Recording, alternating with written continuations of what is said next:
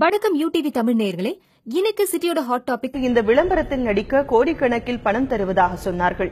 ஆனால் ஏழையிடமிருந்து பணத்தை வாங்கி அதை என்னிடம் விளம்பரத்திற்காக கொடுப்பார்கள். இந்த பணம் எனக்கு வேண்டாம் என்று அவர் மனம் திறந்திருக்கிறார். என்னை வச்சு ப்ரமோட் பண்ண நினைக்கிற தயாரிப்பாளர்கள் என்ன பண்ணுவாங்க, எனக்கு கொடுக்குற சம்பளம் அதை சேட்டலைட்ல காட்டுறதுக்கு அது எல்லாம் சேர்ந்து காஸ்ட் ஆஃப் ப்ரொடக்ஷன் தானே ஏறும். இந்த மாதிரி விளம்பரங்கள்லாம் செய்யாதவங்க ஒரு பொருளை 100 ரூபாய்க்கு விற்க முடியும்னா இவ்வளவும் செஞ்சால் அவங்க 150 ரூபாய்க்கு விற்க முடியும், 200 ரூபாய்க்கு தான் விற்க முடியும். விளம்பரத்துல நடிக்கிறதுனால எனக்கு மட்டும் பணம் வருது. என் சுய லாபத்துக்காக இன்னொருத்தரை நஷ்டப்பட வைக்கிறது மகா துரோகம் இல்லையா? மத்தவங்க பொழப்ப கெடுக்கிறதுக்கும் பணம் சம்பாதிக்கிறதுக்கும் நம்ம நாட்டுல இல்லாத வழியே இல்லை என்பதை உணர்த்துவதற்கு உதாரணமாய் இப்ப வந்திருக்கு மேட்ரிமோனியல் போட்டோகிராஃபி. பணம் கொடுத்தா போதும், நம்ம நடிகர் நடிகர்கள் பாலிட்டாயிலேயே பால்னு சொல்லி பாக்கெட் போட்டு விற்க வச்சிருவாங்க.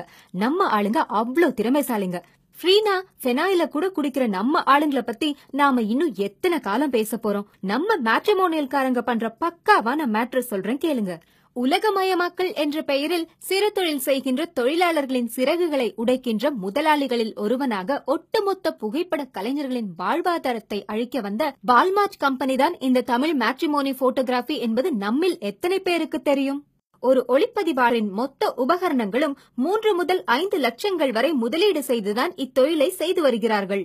வருடத்தின் முகூர்த்த நாட்கள் மட்டுமே இவர்களுக்கு வேலை நாட்கள். இந்த குறைந்த நாட்களில் கிடைக்கும் சொற்ப வருமானத்தை கொண்டுதான் தன்னுடைய குடும்பத்தை நடத்தி வருகிறார்கள். இவர்கள் வாழ்வாதாரத்தில் மண்ணை அள்ளி போடும் கார்ப்பரேட் கம்பெனிகள் மிகவும் ஆபத்தான ஒன்றாக இருக்கும் என அஞ்சுகின்றனர். கார்ப்பரேட் கம்பெனிகளிடம் கல்லடிபடும் பல தொழிலாளர்களில் தாங்களும் இணைக்கப்பட்டு விட்டோமோ என்ற அச்சம் வந்துவிட்டது.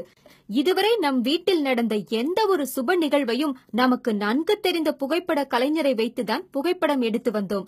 இன்று நம்மவர்கள் விளம்பர மோகம் கொண்டு யார் எவர் என்றே தெரியாத ஒருவரை நம் வீட்டின் உள் அனுமதித்து புகைப்படம் எடுப்பது நம் சொந்த செலவில் தன் அந்தரங்கங்களை அடுத்தவருக்கு அள்ளித் தருவதற்கு ஒப்பாகும்.